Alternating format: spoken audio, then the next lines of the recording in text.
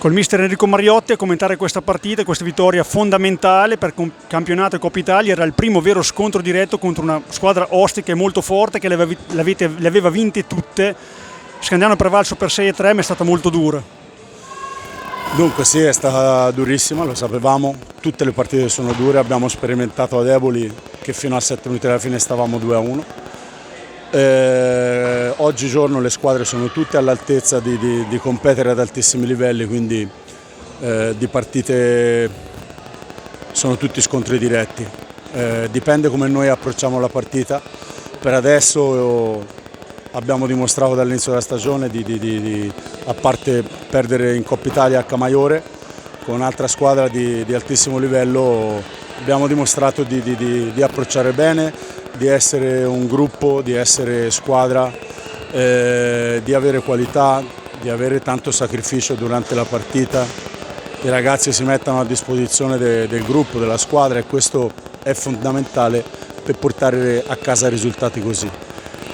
La partita di stasera sapevamo che era complicata, credo che abbiamo sempre legittimato il vantaggio, credo che abbiamo costruito molto, potevamo aver fatto qualche gol in più considerando i pali, considerando le occasioni davanti porta, però loro è una squadra di livello e quindi è sempre difficile realizzare tanti gol.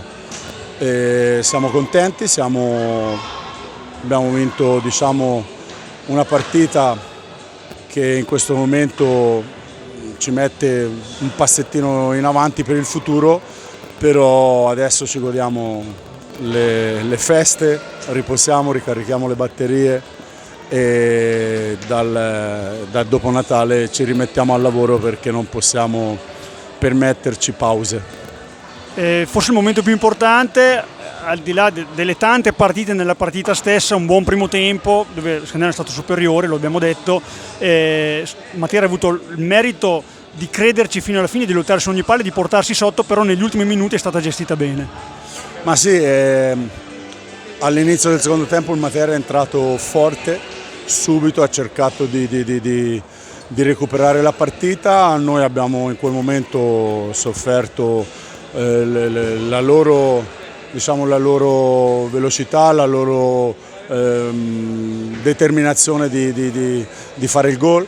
Abbiamo avuto un Tahiti strepitoso e quindi siamo rimasti con un vantaggio che poi abbiamo sempre mantenuto. Poi verso la metà del secondo tempo abbiamo ripreso, credo, il gioco in mano, potevamo aver segnato e mettere al sicuro la partita, però ti ripeto, come ho detto prima, il loro portiere è un portiere di livello, la squadra ha degli ottimi giocatori e degli anni che arrivano sempre nelle prime posizioni di A2 e noi con la partita di stasera credo che dimostriamo di poterla giocare con tutti. Principalmente dipenderà dal nostro modo di entrare in pista. Ultima domanda, più che una domanda, un augurio per queste feste ai tifosi di Scandiano e anche di tutto l'hockey italiano.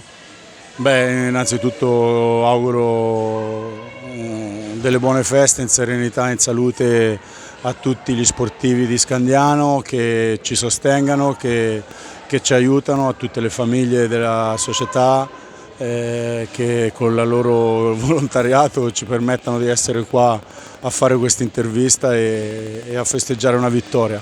E indubbiamente a tutto lo sport hockeyistico italiano e non solo, e quindi che sia un sereno Natale. Grazie. Grazie a voi.